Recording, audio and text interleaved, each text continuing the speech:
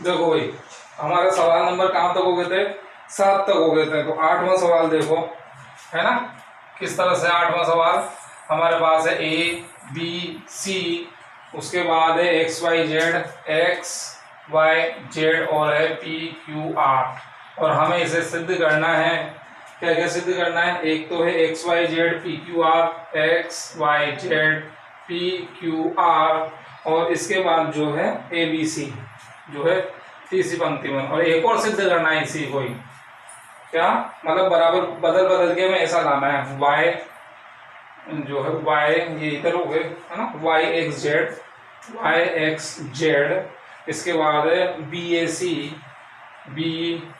सी, और इसके बाद है क्यू पी आर। देखो भाई क्या करना चाहिए हमें, क्यू पी और आर। तो अब हमें पहले तो इसको इसमें बदल दें, फिर इससे इसमें बदल लेंगे। देखो यहाँ क्या हो रहा है, यहाँ एबीसी पहली पंक्ति में, यहाँ तीसरी में, तो निश्चित रूप से समझ सकते हो। सबसे पहले तो इसको तीसरे में पहुंचा दो, R1 और R3 को आपस में इंटरचेंज कर दो। अब देखो दो है ना, इसको यहाँ पहुंचा दिया ना, तो चलो एक एक करके कर लेते हैं। अब एक अगर चेंज करते हैं माइनस लगाना पड़ेगा भैया ना, लगा दो माइनस लगा दो। एबीसी यहाँ पहुंच गया, एबीसी, और क्या हो गया, पी क्यू आर ऊपर पहुंच गया, P Q R X Y Z अपनी जगह है। इसके बाद देखो एक्स वाई जेड ऊपर ही ऊपर है और पी क्यू आर बीच में है। समझ सकते हो क्या करना पड़ेगा, R1 और R2 को एक बार वापस से फिर से बदल दो। क्या हो जाएगा, माइनस माइनस प्लस, ये माइनस खत्म, यहाँ एक बार माइनस एक बार और माइनस, दोनों कैंसिल, है ना, बदल दो, दोनों को बदल दो। एक्स वाई जेड तो ऊपर चला गया, पी क्यू आर नीचे आ जाएगा, P Q R A B C. देखो तो एक बार X Y Z P Q R A B C, पहली स्थिति आ गई। अब दूसरी देखो, दूसरी में जो है अगर तुम विशेष बात देखो ना, तो क्या है यहाँ पर, ये वाई एक्स जेड या एक्स वाई जेड यूं है, ऐसे नहीं है इधर, या एबीसी यूं है। यूं का मतलब स्तंभ में है भाई, पंक्ति में नहीं है। इसका मतलब हमें क्या करना पड़ेगा, इसे आपस में बदलना पड़ेगा। तो ऐसा कर दो, लिख लो, पंक्तियों व स्तंभों को आपस में बदलने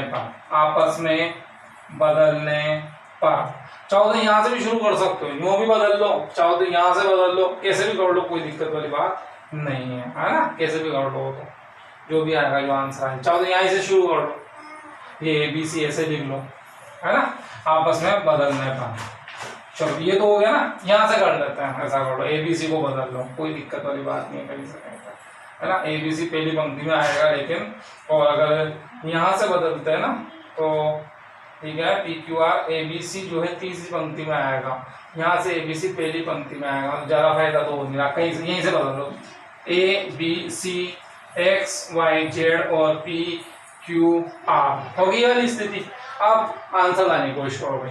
अब हमने जब ये आपस में बदल दिया ना, सभी पंक्तियों को आपस में परिवर्त मैट्रिक्स जो है, परिवर्त जो है सारणी के है, कोई फर्क नहीं पड़ेगा इसके मान पर, लिखा रखा है मैंने, है ना, माइनस माइनस कुछ नहीं आएगा। अब उत्तर देखो भाई, सबसे पहले तो जो एबीसी वाला है ना, ये एक तो यहाँ नहीं है, मतलब इस वाली लाइन में, और एक्स वाई जेड इस वाली लाइन में। एक तो पहले तो इन्हें बदल लो, पी क्यू आर तो अपनी जगह ही है, इन्हें बदल लो भाई सबसे पहले, है ना। तो क्या करूँ, C1 और C2 इनको आपस में बदल लो, आपस में बदले तो माइनस लगाना पड़ेगा मुझे, X Y Z A B C P Q और आर, ये स्थिति होगी, ठीक। लेकिन अब और देखो तो तुम एक्स वाई जेड देखो ना, तो एक्स यहाँ नहीं है ऊपर, एक्स यहाँ है और वाई ऊपर है, बदल लो इनको भी आपस में, है ना। क्या करो, R1 और R2 को आपस में इंटरचेंज कर दो, तो ये माइनस भी माइनस माइनस प्लस खत्म, ये वाई बी क्यू, इसे ऊपर लिख लेता हूँ, Y B Q, X A P और जेड सी आर, ये जेड सी, हाँ देखो उत्तर मिलाओ तो वाई बी क्यू, ठीक है, X A P Z C R, बोलोगे। बिल्कुल आसान सा प्रश्न है। क्या किया हमने यहाँ पर, पहले इससे ये सिद्ध करना है, देखो एबीसी यहाँ है, यहाँ पूरा का पूरा एबीसी नीचे है, इन दोनों को आपस में बदल लो, ये स्थिति आएगी। फिर हमने देखा पी क्यू आर बीच में है, पी क्यू आर को यहाँ इन दोनों को आपस में बदल लो, ये तो पहला उत्तर आ गया। दूसरे में हमने देखा कि भाई एबीसी पंक्ति के बजाय क्यों स्तंभों में आ गया, एक्स वाई जेड यानी कि पूरी पंक्तियों स्तंभों को आपस में बदलना पड़ेगा। लिख लिया हमने बदलने पर या इसका परिवर्तन करने पर, कुछ भी लिख लो। ये स्थिति आ गई। अब क्या क्या करना है, फिर से दो परिवर्तन करने, दो परिवर्तन कर लिए। क्या, एक तो C1 और C2 को आपस में बदल लिया, दोनों को XYZ इधर आ गया, ABC यहाँ आ गया, और एक पंक्तियों को आपस में बदल लिया। ये हमारा उत्तर आ गया हमारे पास। ठीक है, मिटा देते हैं इसको। ये हो गया हमारा प्रश्न नंबर 8। अब देखो, अब हमें करना है अगला, देखो प्रश्न नंबर 9। क्या है हमारा प्रश्न नंबर 9? हमें सिद्ध करना है प्रश्न नंबर 9। ये फिर से इस तरह का प्रश्न है जो हमारे अधिकतम आते हैं उन वाले में, है ना। B प्लस सी, इसके बाद है C प्लस ए, B plus C, C plus ए प्लस बी, है ना, ऐसे चल रहा है सीक्वेंस। इसके बाद A plus B, B plus C, C plus A. इसके बाद है A B C, A B C। सिद्ध हमें करना है इसे A cube plus B cube plus C cube minus 3ABC हमारा उत्तर होना चाहिए। ठीक है, क्या होगा बताओ। अब देखें, यूं B 2 bar, A 2 bar, C 1 बार, यूं तो कोई मजे वाली बात नहीं है। यूं देखो तो देखो, B 2 bar, C 2 bar, A 2 bar, A 2 bar, B 2 bar, C 2 bar, ABC 1 बार। समझ सकते हो। क्या करना पड़ेगा मुझे R1 में, R1 plus R2 plus R3, है ना, तीनों को हम आपस में जोड़ देते हैं। R1 plus R2 plus R3। क्या स्थिति बनेगी, 2 बार क्या हो गया, A फिर B और फिर C, है ना, 2 बार A plus B plus C। फिर इसको जोड़ो, 2 बार A plus B plus C, और ये एक ही बार A plus B plus C जोड़ दिया। बाकी शेष वैसा का वैसा, C plus A plus B, B plus C, C plus A, B C। क्या किया हमने, R1 R2 R3 तीनों पंक्तियों को आपस में जोड़ दिया।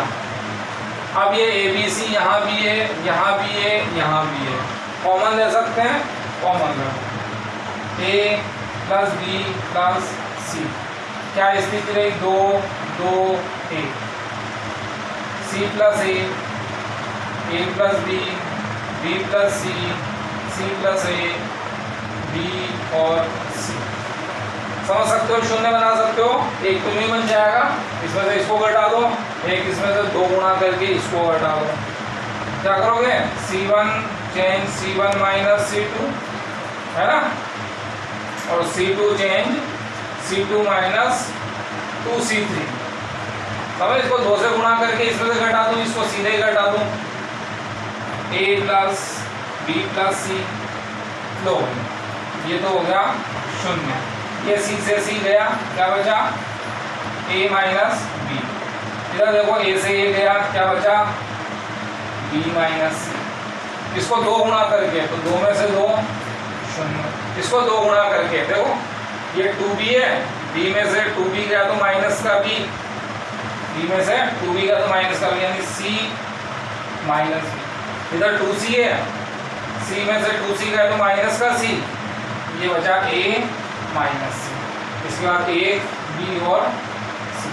ये स्थिति है हमारे पास।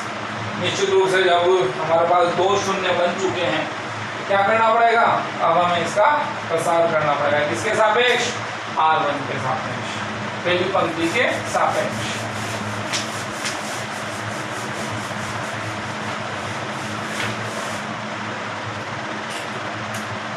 ये देखो, R1 के सापेक्ष प्रसार करने पर क्या स्थिति हमारे पास, A plus B plus C। प्रसार कर दो, इसे छिपा दो, इसे छिपा दो, इसको छिपा दिया, यूं गुणा करना पड़ेगा, प्लस माइनस प्लस, चिन्ह की दिक्कत है, यहाँ से गुणा कर दो, ऐसे गुणा कर दोगे इसको, A square minus AC। Light full down हो गई, मैं फैन बंद कर देता हूँ ताकि थोड़ा सा साउंड क्लियर आ जाएगा तुमको। ये लाइट जो है अभी इन्वर्टर से चल रही है हल्की सी। देखो भाई, हमें इसको गुणा करना है a माइनस बी को, पहले a से गुणा करो इसको, तो a square minus A C, ध्यान से देखना भाई, a square minus A C, minus B से गुणा करो तो माइनस का ए बी और प्लस का B C, plus B C, ठीक है। फिर हमें माइनस करना है और ऐसे गुणा करना है, पहले बी से गुणा करो, B C minus B square, B C minus B square, फिर माइनस सी स्क्वायर और प्लस बी सी। ये इस तरह से गुणा कर लिया। देखो भाई क्या स्थिति बनती है, तो a plus B plus C और a स्क्वायर है ना, minus A C minus A B, अभी तो एक बार तो लिख लो, minus A C minus A B plus B C minus B C plus B square plus C square minus B C. चलो कुछ कैंसिल हो रहा है, ये माइनस बी सी और प्लस बी सी, एक तो ये कैंसिल हो रहा है, बस ये कैंसिल हो रहा है, a plus B plus C, A square B square C square, A square B square C square, minus A B minus B C minus C है। बोलो भाई किसका फॉर्मूला होता है, वैसे तो याद होना चाहिए, नहीं भी याद है तो हमें पता ही कैसे करना है, वही लिख देंगे हम, A cube plus B cube plus C cube minus 3ab, तो ये हमारा आंसर हो गया भाई, ठीक है, ठीक है भाई। तो ये हमारा सवाल हो गया है ना। एक आध सवाल और देख लेते हैं, ठीक है। सूत्र याद है, ये होना चाहिए, नहीं हो तो कोई बात नहीं, ये उत्तर तो है ही हमारा, ऐसे कैसे लिख देना है ना, कोई परेशानी नहीं। एक आध सवाल और देख लेते हैं, और 9वां सवाल हो गया हमारा 10, सवाल नंबर 10 देख लो भाई, ये तो बड़ा ही आसान सा सवाल है हमारे पास। क्या लिखा हुआ है, 1 का वर्ग, 2 का 3, 2 का फिर 3 का फिर 2 3 4 3, अच्छा 1 का वर्ग 2 का वर्ग 3 का वर्ग, इसके बाद है 2 का वर्ग 3 का वर्ग 4 का वर्ग, और फिर है देखो भाई 2 3 4 और फिर जो है 3 4 5, ठीक है भाई, 3 का वर्ग 4 का वर्ग 5 का वर्ग, ये है इसका मान ज्ञात करो, ठीक है। देखते हैं भाई मान क्या होगा, तो पहले तो वर्ग को तो तुम 2 दूनी 4 3 तिया 9, 4 3 तिया 9, 4 चौक, बहुत बड़ी संख्या है तो है ही नहीं, 4 चौक 16 5 25, ठीक है, ये हमने वर्ग खोल दिया। देख लो भाई अगर कुछ शून्य बनते हो तो बना लो, बन सकते हैं, ऐसा इसकी मदद से बनाओ, इसमें 4 से गुणा करके घटा दूं, यहाँ शून्य बनाना है 9 से गुणा करके घटा दूं, ये लो। तो C2 में मुझे क्या बदलना है, C2 माइनस 4C1, C3 में मुझे क्या करना है, C3 माइनस 4C1, 4 तो 9C1, 9 से गुणा करके घटा दो, तो 1 4 9, इसको 4 से गुणा करो है ना, 4 माइनस 4 ये तो हो गया 0, इसको 4 से गुणा करो, 4 चौक 16, अब जब 9 में से 16 घटाओगे तो बचेगा माइनस का 7, इधर देख लो 9 चौक 36, 36 में से 9 चौक 36, 36 में से 16 घटाना है तो ये हो गया 0 और 2 माइनस का 20। अब देख लो यहाँ 9 से गुणा करके घटाना है तो ये तो 0 हो गया, 9 तो फिर से 9 चौक 36 माइनस 16, फिर से माइनस का 20, और 9 चौक 36 माइनस 25 कितना हो जाएगा, 6 5 9, 6 5 11, एक मिनट क्या हो जाएगा, ये 9 से गुणा घटाना, 9 से 9 चौक 36 है तो 9 नाम 81 करना है भाई, 81 माइनस 25 तो 11 माइनस 5 तो 6, 7 माइनस 2 56 है भैया, माइनस का 56। अब तो कुछ नहीं, प्रसार कर दो, R1 के सापेक्ष प्रसार करने पर, R1 के सापेक्ष प्रसार करोगे तो ये छिपा लो ये छिपा लो, गुणा करो 7 गुणी 56, माइनस माइनस तो प्लस हो जाएगा, 7 छंग 42 है ना, 7 पंजे 35, 35 और 4 कितना हो जाएगा 392 हो गया, माइनस 20 इंटू 20 यानी कि 400, घटाओगे तो कितना उत्तर आ रहा है माइनस का 8। ये तो बड़े आसान से 1 नंबर के लायक सवाल है ना, 3 नंबर में इस तरह का प्रश्न हमारे पास नहीं आता है, ठीक है। चलो बहुत है, अब जो है और सवाल फिर कितने बच रहे हैं, 10 हो गया, 11 12 13 3 प्रश्न और है, तो एक और वीडियो में जो है हम इन तीनों प्रश्नों को हल कर लेंगे। ठीक, फिर विविध में से हम केवल वो प्रश्न उठाएंगे जो हमें लगेगा कि प्रश्नावली के मतलब जो है पेपर में आने के हिसाब से, छोटे छोटे सवालों को नहीं देखेंगे क्योंकि अभी पता नहीं है क्या तो सिलेबस रहेगा क्या हटेगा, है ना। ठीक है भाई।